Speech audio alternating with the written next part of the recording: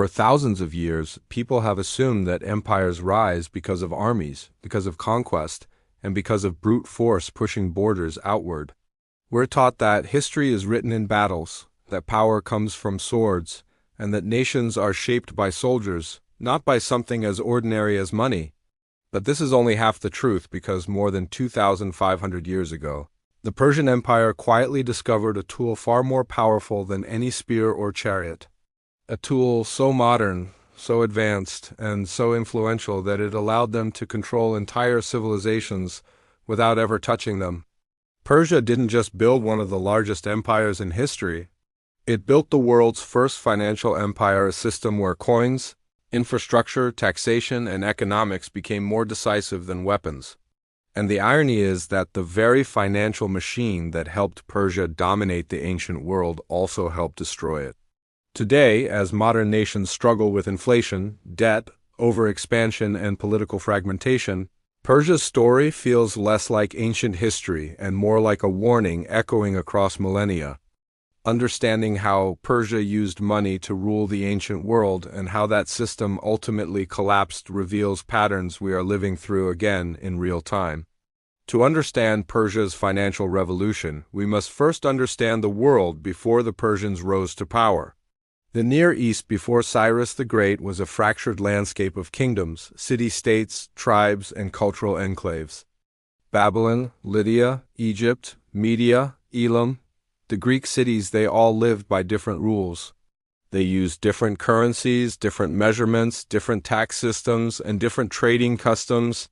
A merchant crossing a border had to renegotiate value, translate measurements, weigh metals by hand, and trust in whatever local authority happened to rule the next town.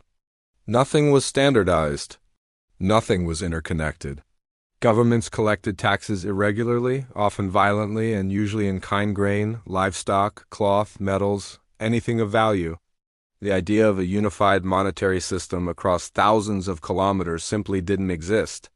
Empires rose and fell quickly because they could conquer territory, but they couldn't manage it.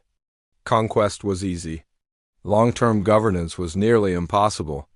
Then Cyrus II, known to history as Cyrus the Great, appeared with a vision no ruler before him had attempted. When he began unifying territories across Iran, Mesopotamia, and Anatolia, he understood a truth that would define his empire. Violence can capture land, but only systems can hold it together. Cyrus recognized that the greatest obstacle to empire wasn't rebellion but inefficiency. Different regions calculated taxes differently, weighed metals differently, recorded accounts differently, and organized labor differently. His answer was radical: standardize everything possible. Introduce consistent weights, consistent measures, consistent administrative roles, and predictable tributes. This wasn't just logistics, it was the beginning of a new idea of empire. But what made Cyrus truly revolutionary was that he didn't impose uniformity by force. He allowed conquered regions to keep their own religious, cultural, and economic traditions. Babylon kept its temples and scribes. Lydia kept its merchant traditions. Egypt kept its bureaucratic structure. Instead of erasing systems, he harmonized them under a broader imperial framework. This created loyalty, not resistance, because people didn't feel stripped of identity. They felt integrated. Cyrus also did something else unprecedented. He built safety. Roads were secured, caravans protected, borders patrolled, and bandits punished. Traders could travel farther and faster than ever before. And when trade increases, wealth increases. When wealth increases, tax revenue increases. When revenue increases, the empire strengthens itself. Cyrus created the foundation. His successors expanded it. But the true architect of Persia's financial machine was Darius I.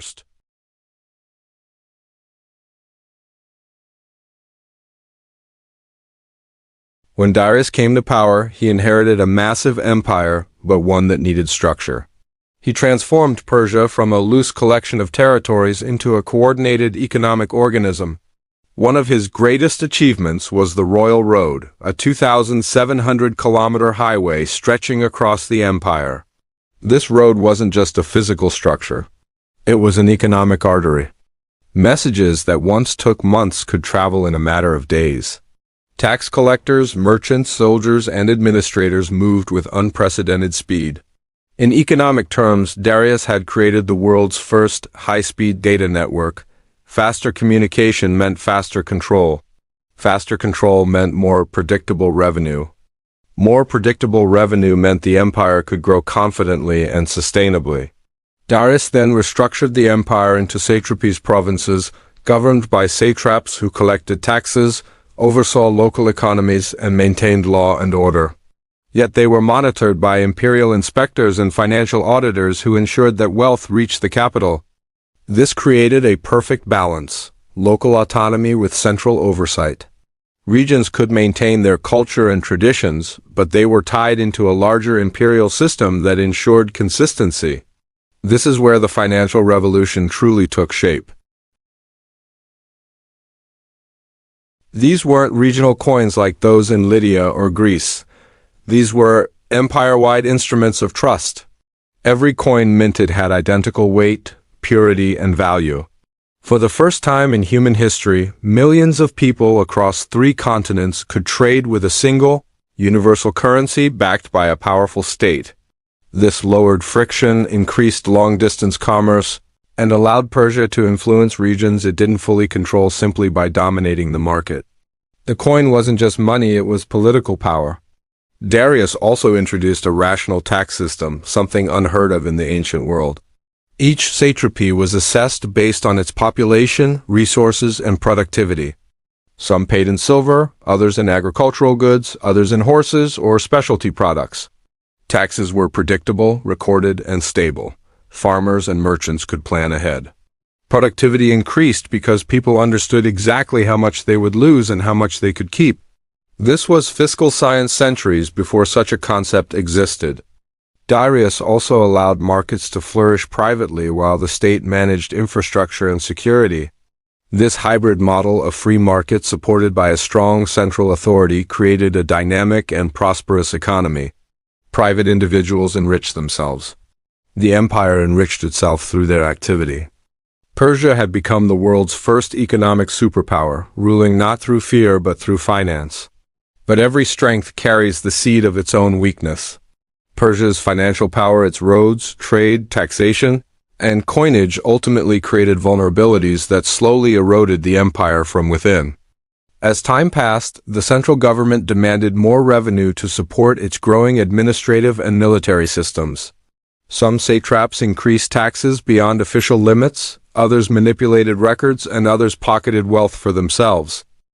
The empire also began overextending itself militarily. Long, expensive campaigns, especially the wars against Greece, drained the treasury. Soldiers needed payment. Fleets needed funding. Supplies had to be transported across enormous distances.